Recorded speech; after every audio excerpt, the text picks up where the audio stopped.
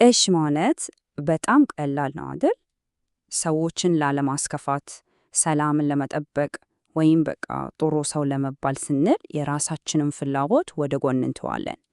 ግን ይህ ስሜት ከየት ነው የሚመጣው?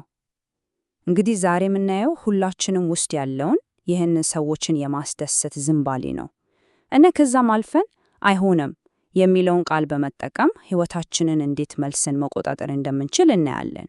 እስቲ እውነቱን እንነጋገር። ይህ ጥያቄ ሁላችንንም ይመለከታል።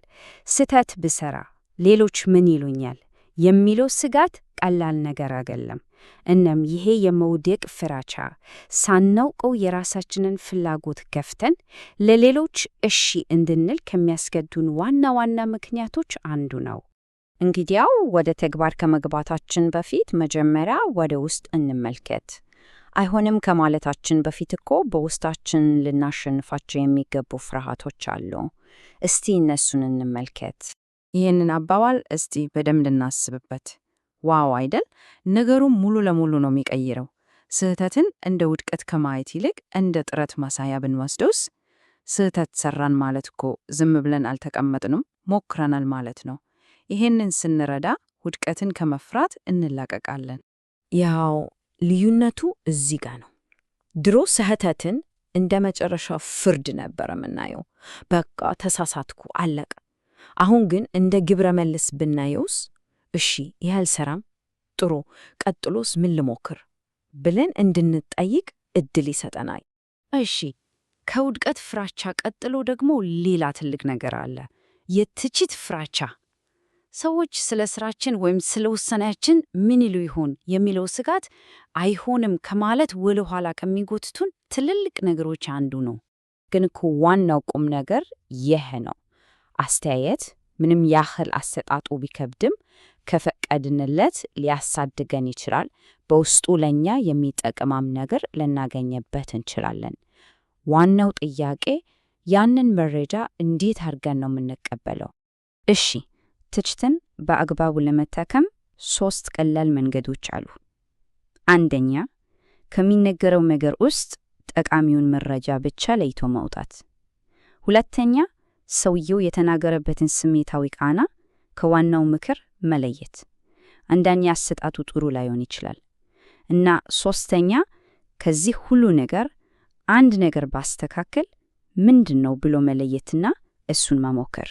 እና እነዚህ ፍራቻዎች የውድቀትና የትችት ፍራቻዎች ሲጠራቀሙ ምን ይሆናል? ሁሌም እሺ የማለት ልማድ ውስጥ ያስገቡናል። እስቲ አሁን ደግሞ ይህ ልማድ ሕይወታችን ላይ ስለሚፈጥረው አዙሪት እንጋገር። ይሄንን በደንብ እናስበት።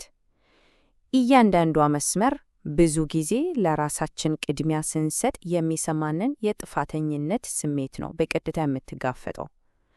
ጊዜያችንን፣ ጉልበታችንንና ሰላማችንን መጠበቅ መብታችን ነው። በቃ ነገሩ ይሄ ነው። ብዙዎቻችን እኮ ከዓመታት ከልክ ያለፈ መስጠት ያዳንን ነው። እናም ሌላ መንገድ መምረጥ፣ አይሆንም ላለት መጀመር ትልቅ ድፍረት ይጠይቃል።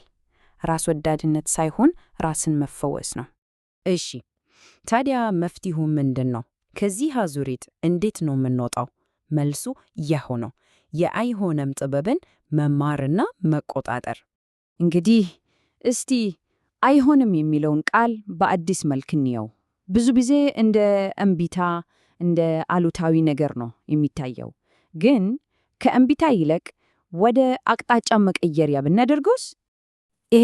ይሄ በጣም ወሳኝ ነጥብ ነው። አይሆንም ስንል ለሌላ ሰው አይሆንም እያልን ሳይሆን ለራሳችን ቅድሚያ ለምንሰጣቸው ነገሮች እሺ እያልን ነው። አቅጣጫ መቀየር ነው፣ ውድቅ ማድረግ አይደለም። እና ይህኛው ደግሞ በጣም ልብ ይነካ። ሰላምን ለመጠበቅ ብቻ ስንል የራሳችንን ድምፅ ስናፍን የምንከፍለው ዋጋ ይሄ ነው። ያቺ የውስጣችን ድምፅ ስለ እኔስ ብላ ትጠይቃለች። በቃ ይሄ ነው ዋጋው፣ ራሳችንን መክዳት። ስለዚህ አይሆንም ማለት ራስ ወዳድነት አይደለም፣ በፍጹም።